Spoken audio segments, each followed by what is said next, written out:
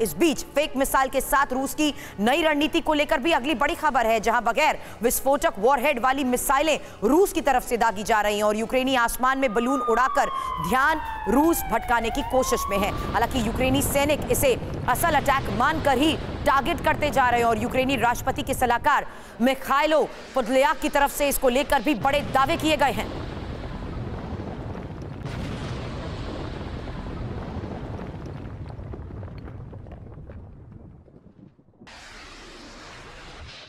और इन हालात के बीच यही वजह है कि यूक्रेन भी वार और पलटवार करता जा रहा है। रूसी फेक मिसाइलों का ये पूरा मामला आपको इंफॉर्मेशन वॉल पर समझा देते हैं, जहां पर फेक मिसाइलें अब रूस की तरफ से दागे जाने का किया जा रहा है दावा। और जेलेंस्की की सलाहकार की तरफ से कहा गया है कि यूक्रेनी डिफेंस सिस्टम इन फर्जी टारगेट पर पूरी तरीके से अटैक कर रहा है। इंपॉर्टेंट यह भी है कि यूक्रेनी सिस्टम कई सारे टारगेट पर अटैक में अब उलझ रहा। फ्रीडम ऐप से सीखकर आप अचार बनाते हो क्या? अगर ऐसा है तो आप अपने अचार को 1 करोड़ फ्रीडम ऐप के जो ग्राहक हैं उन्हें बिना किसी खर्चे के आप उसे बेच सकते हैं।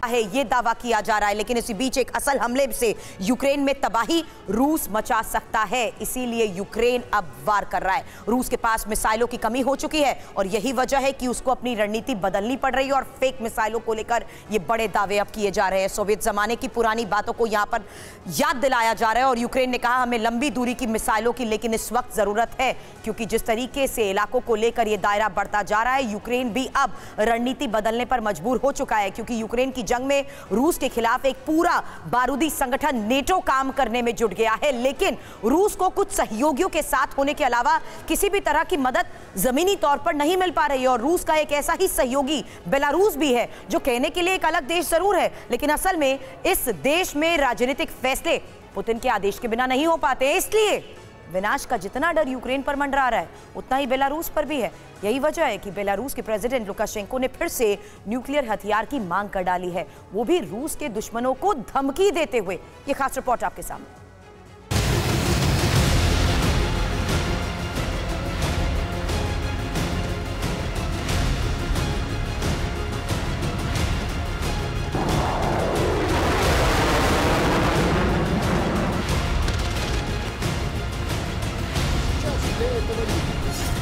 एटमी तैयारी में रूस, मोर्चे पर तैनात बेलारूस।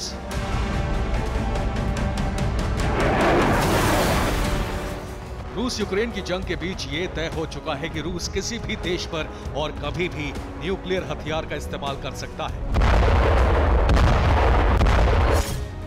हालांकि रूस ने न्यूक्लियर हथियारों का इस्तेमाल अपनी जरूरत बताया है, लेकिन सवाल यह है कि रूस के न्यूक्लियर ठिकाने कितने महफूज हैं, और अगर महफूज नहीं है तो फिर न्यूक्लियर हथियारों को सुरक्षित रखने का रूस के पास विकल्प क्या है?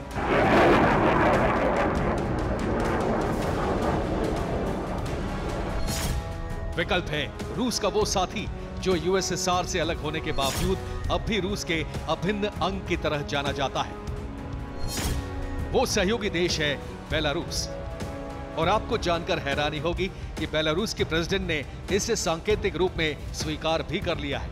हालांकि उन्होंने ये दावा नहीं किया कि बेलारूस के पास न्यूक्लियर हथियार हैं, लेकिन ये जरूर बता दिया है कि बेलारूस में वो कैरियर जरूर हैं जो न्यूक्लियर वेपन्स ले जाने में सक्षम हैं।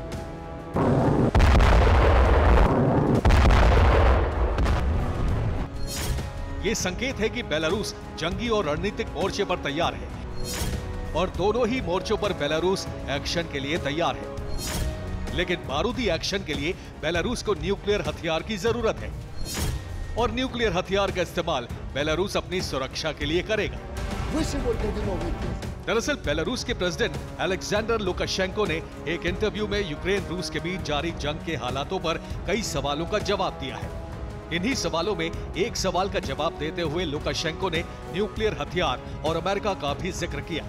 जवाब की शुरुआत में लुकाशेंको ने डिप्लोमेटिक दलील दी, लेकिन अंत में सांकेतिक रूप से यह भी बता दिया कि बेलारूस ने रूस से न्यूक्लियर हथियार की डिमांड की है। अब ये डिमांड हुई कैसे, इसे लुकाशेंको के बयान से समझिए। हमें टेक्निकल वेपन्स की जरूरत नहीं है। हम ना अमेरिकन लोगों पर हमला कर रहे हैं, ना ही बेलारूस से न्यूक्लियर मिसाइल लॉन्च कर रहे हैं। लेकिन हमसे हथियार छीनकर और प्रतिबंध लगाकर उन्होंने हमारा गला घोंट दिया। हमारे पास अगर न्यूक्लियर हथियार होते तो वो हमले के बारे में सोच भी नहीं सकते थे। हर कोई ताकत को समझता है। हमारे पास न्यूक्लियर हथियार ले जाने में सक्षम प्लेन तैयार है।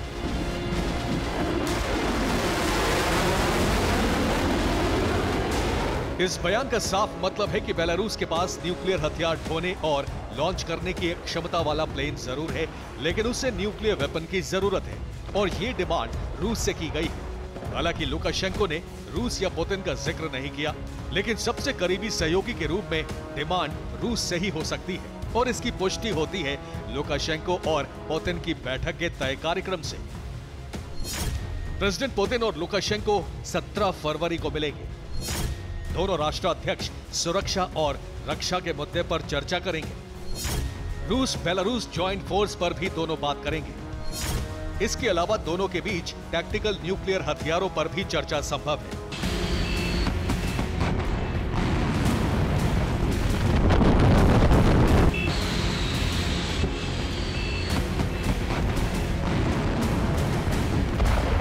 यानी बेलारूस के प्रेसिडेंट टैक्टिकल न्यूक्लियर हथियार की डिमांड पुतिन से कर सकते हैं। इन हथियारों की डिमांड का आधार दिखावे के लिए रक्षा हो सकता है, लेकिन रूस अगर बेलारूस को न्यूक्लियर हथियार देता है तो इसके इस्तेमाल का अधिकार भी अपने पास सुरक्षित रख सकता है। Bureau report, TV9 Bharatvarsh. Freedom app से सीखकर आप अचार बनाते हो क्या? अगर ऐसा है तो आप अपने अचार को 1 करोड़ फ्रीडम ऐप के जो ग्राहक हैं उन्हें बिना किसी खर्चे के आप उसे बेच सकते हैं।